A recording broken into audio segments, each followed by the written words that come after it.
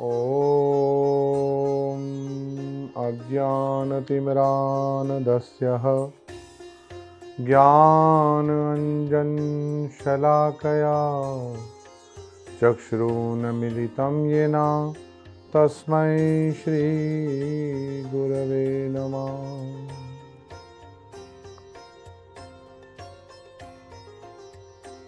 नमो ॐ विष्णुपादाय कृष्णपृष्ठाय भूतले श्रीमते कीर्तनानंद स्वामी इति नामिने। नमस्ते भक्तिपदाय प्रभुपाद प्रियायते लीलाक्षेत्रं परमधाम स्थापितं येन पार्श्वे। हे कृष्ण करुणा सिंधु दीनबंधु जगतपते गोपेश गोपिका कांत राधा कांत नमस्तुते। तप्त कंचन गौरांगी राधे वृंदावनेश्वरी वृषभानुसुत देवी प्रणमामि हरिप्रिया। वंशाकल्पतरुभ्यश्च कृपा सिन्धुभ्येव च पतितनाम पावनेभ्यो वैष्णवभ्यो नमो नमः। जय श्री कृष्ण चैतन्य प्रभु नित्यानंद श्री अद्वैत गदाधर श्रीवासादि गौर भक्तवृंद। हरे कृष्ण कृष्ण कृष्ण हरे हरे हरे राम राम राम हरे हरे।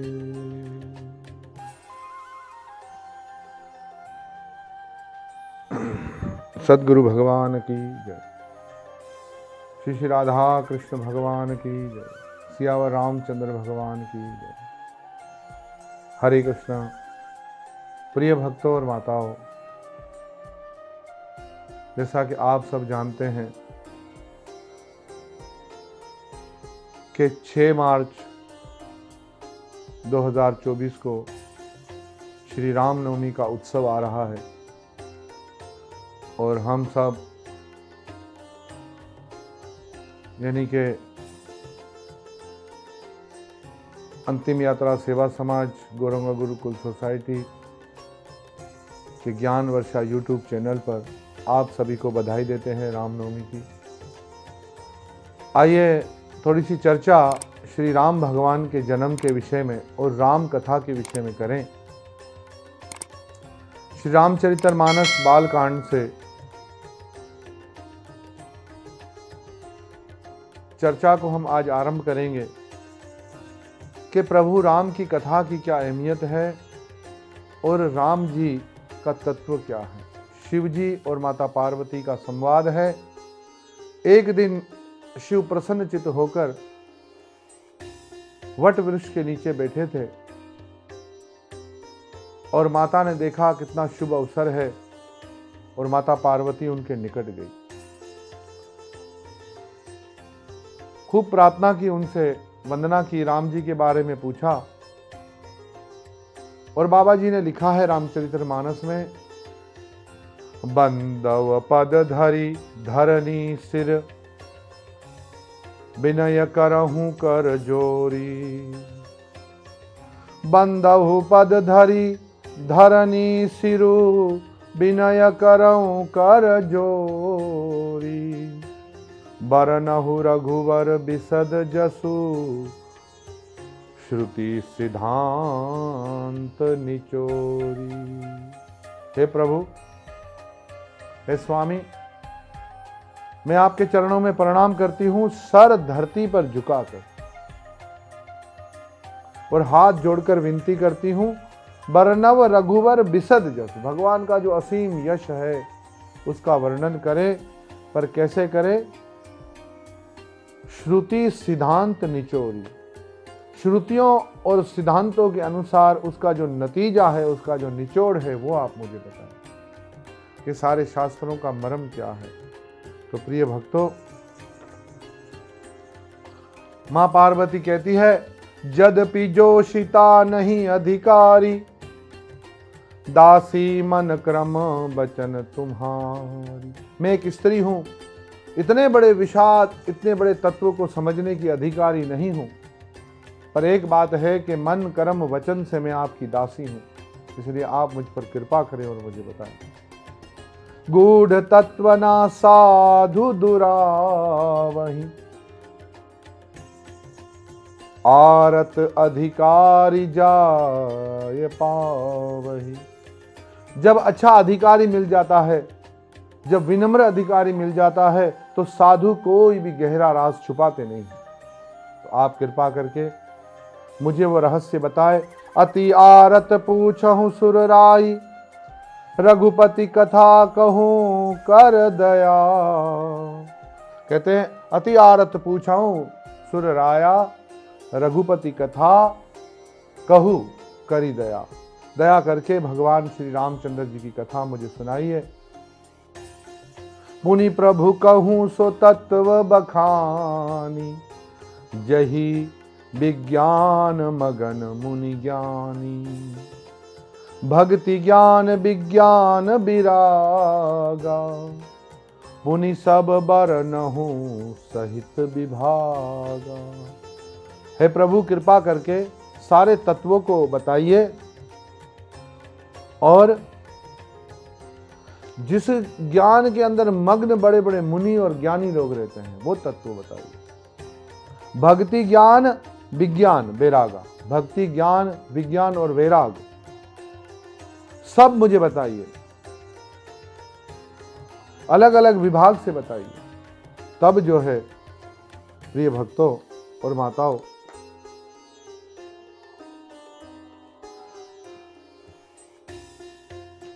शिव जी बहुत प्रसन्न हुए और प्रसन्न होकर के उन्होंने कहा, सबसे पहले वंदना की अपने इष्ट देव की। बंदव बाल रूप सोई रामू, सब सिद्धि सुलभ जपत जिसु नाम।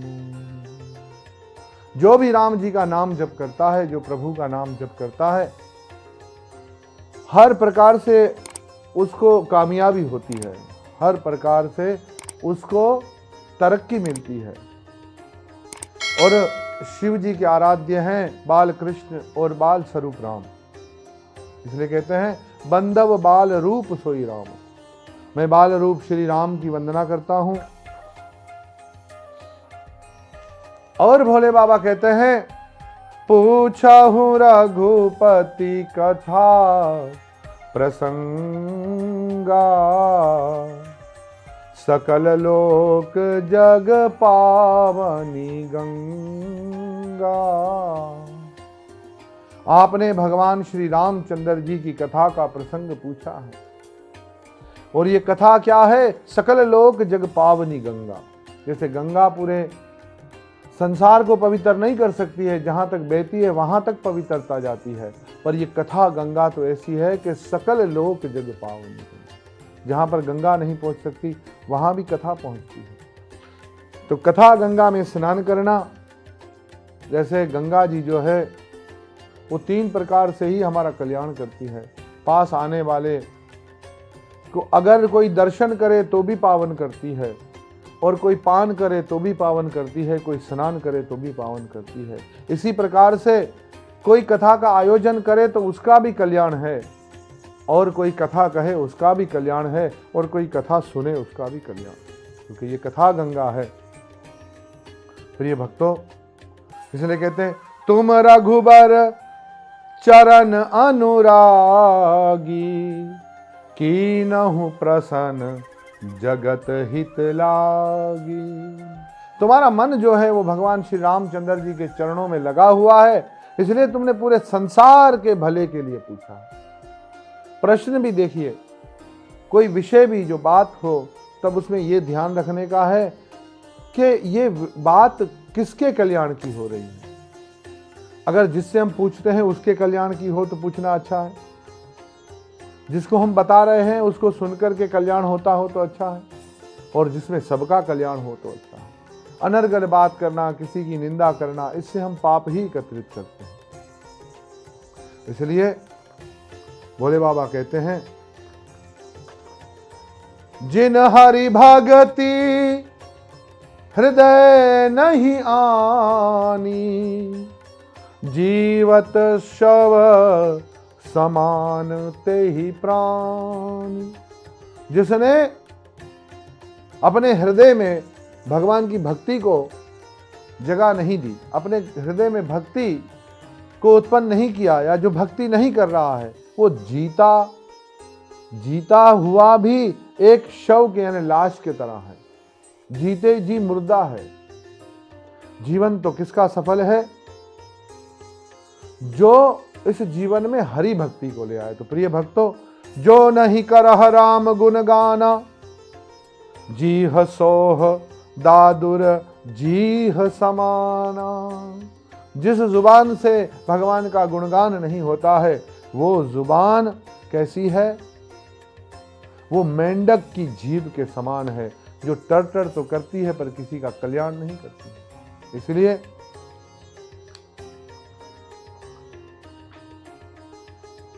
प्रभु के नाम का सिमरन करना।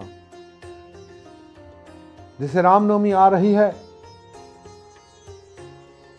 तो प्रभु का प्रगट्य है, पर जो प्रभु रामनवमी की तिथि में प्रकट हुए, नवमी तिथि में जो प्रकट हुए, उस प्रभु को प्रत्येक क्षण प्रत्येक पल याद करने से जीवन सफल होता है।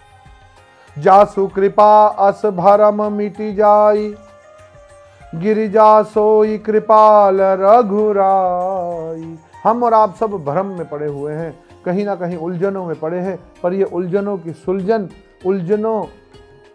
सुलझन कहीं भी नहीं मिलेगी। संसार की समस्या का समाधान केवल भगवत शरणागति है। राम कृष्ण की शरण लेना ही, ठाकुर जी की शरण लेकर के ठाकुर जी का भजन करना ही सब भ्रम को मिटाने के लिए सबसे सरल उपाय है। इसलिए कहा है, गिरिजा सोई कृपाल रघुराई। वही भगवान कृपा करके इस भ्रम को मिटा सकते हैं। इसलिए कहते हैं, सोई जस गाई भगत भव तरही, कृपा सिंधु जनहित तनु धरही।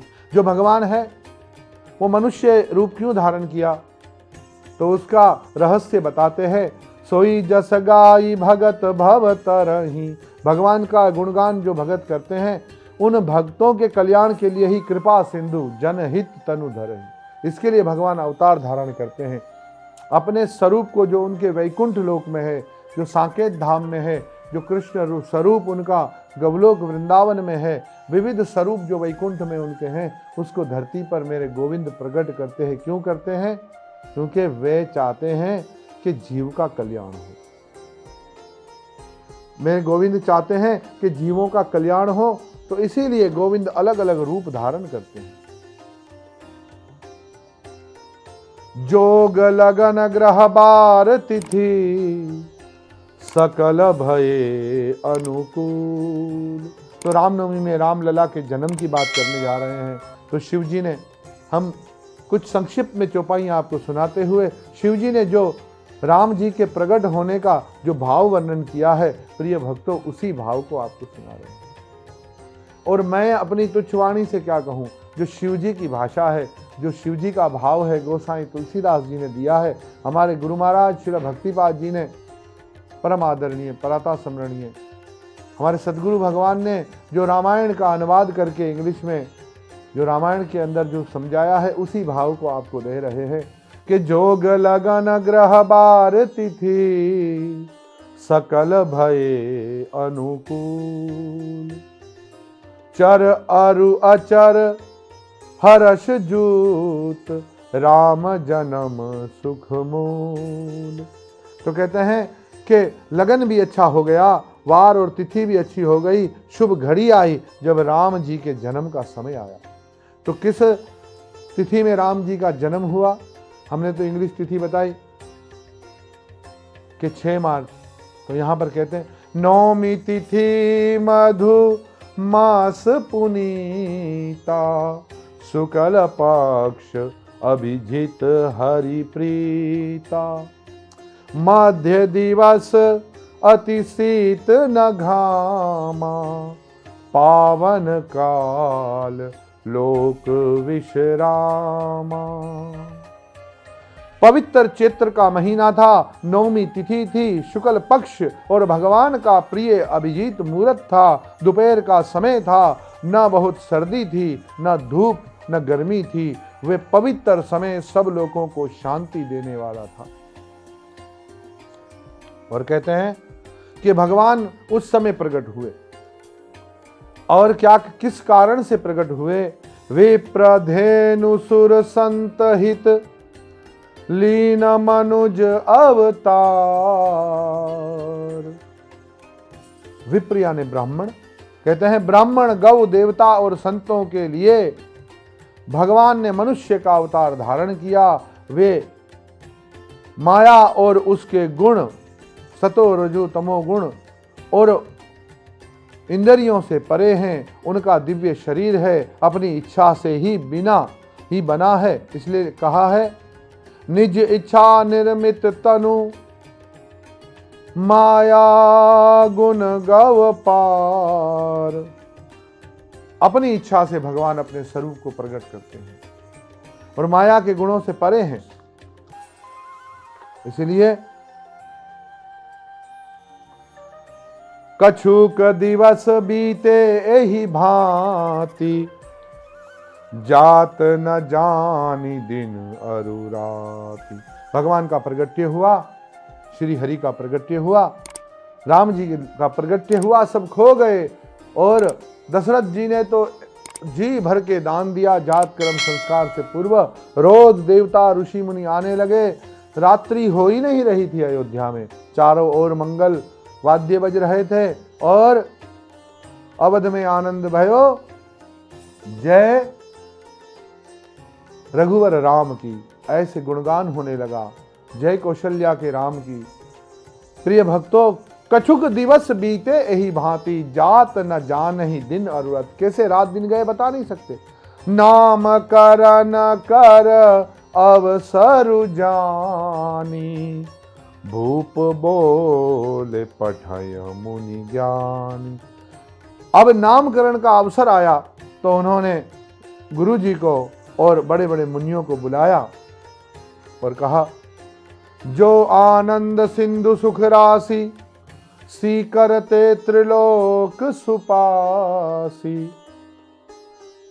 अब गुरु जी आए, सारी विधि की और बता रहे हैं। राम को देख करके राम की तरफ निहारते हैं और कहा, जो आनंद सिंधु सुख राशि, जो आनंद का समुद्र है और सुख का खजाना है। सी करते त्रिलोक सुपासी, एक कतरे में तीनों लोगों को प्रकट कर सकते हैं। एक जल का कतरा, एक कतरे से, एक जर्रे से वे जो है पूरे ब्रह्मांडों को प्रकट कर सकते हैं। तो कहते हैं, सो सुख धाम राम असनामा, अखिल लोकदायक विश्रामा। ये जो आनंद के समुंदर और सुख की राशि हैं, जिस आनंद सिंधु के एक कण से तीनों लोक सुखी होते हैं, उन का नाम राम है, जो सुख का भवन और संपूर्ण लोकों को शांति देने वाला है। तो प्रिय भक्तों, ऐसे प्रभु श्री रामचंद्र जी का प्रगट्य हुआ। रामचंद्र जी का नामकरण, और रामलला के साथ साथ भरत लाल जी भी प्रकट हुए थे, लक्ष्मण लाल जी भी प्रकट हुए और शत्रुघ्न लाल जी भी प्रकट हुए। और भरत जी, लक्ष्मण जी, शत्रुघ्न जी भगवान के अंतरांग